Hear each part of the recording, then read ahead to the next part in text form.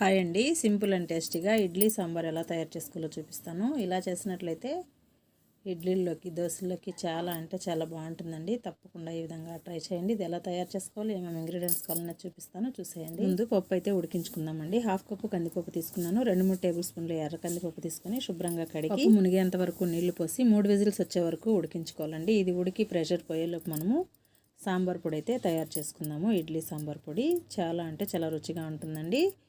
1 tablespoon పచ్చిశనగబెడలు, 1 tablespoon మినపబెడలు, 1 tablespoon ధనియాలు, 1/2 టేబుల్ స్పూన్ బియ్యము, 1/4 టేబుల్ స్పూన్ మిరియాలు, 1/4 టేబుల్ స్పూన్ మెంతులు, 1/2 టేబుల్ స్పూన్ జీలకర్ర అండి. ఇవన్నీ డ్రై రోస్ట్ చేసుకోవాలి. అలాగే బ్యాడిగి మిరపకాయలు కూడా 4-5 తీసుకున్నాను. ఇవన్నీ డ్రై రోస్ట్ చేసుకోవాలి. స్టవ్ వెలిగించి కడాయి పెట్టుకొని ముందు మిరపకాయలు అయితే వేయించుకోవాలి. ఇది వేగుతున్నప్పుడే ఈ ఇంగ్రీడియంట్స్ అన్నీ వేసేసి సన్న సెగ పైన మాడకుండా వేయించుకోవాలి.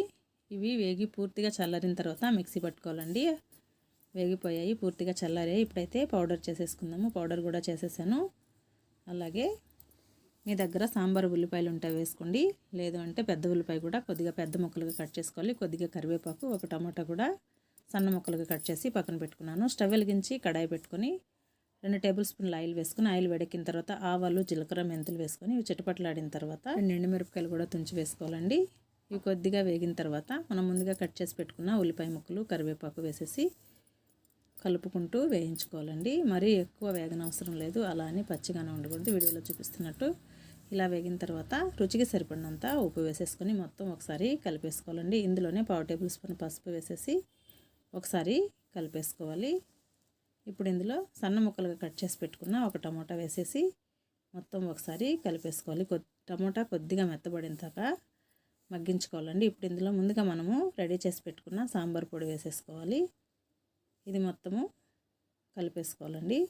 ఇప్పుడు ఇందులో మనం ఉడికించి పెట్టుకున్న పప్పుని ఒకసారి పప్పు గుత్తితో ఎనిపేసుకొని కొద్దిగా నీళ్లు పోసేసి కలిపి అందులో పోసేసుకోవడమేనండి.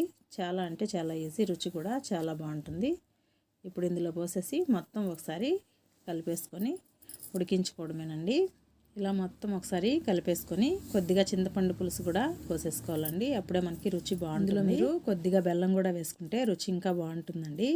నేను కొద్దిగా బెల్లం వేసుకున్నాను. ఇడ్లీ సాంబార్ కాబట్టి పిల్లలు కూడా ఇష్టంగా తింటారు. ఈ విధంగా ఒకసారి ఇడ్లీ సాంబార్ అయితే ట్రై చేయండి. రుచి అంటే చాలా బాగుంటుందండి. దోశలోకి, ఇడ్లీలోకి, రైస్లోకి కూడా చాలా బాగుంటుంది. తప్పకుండా ట్రై చేయండి. వీడియో నచ్చినట్లయితే ప్లీజ్ సబ్స్క్రైబ్.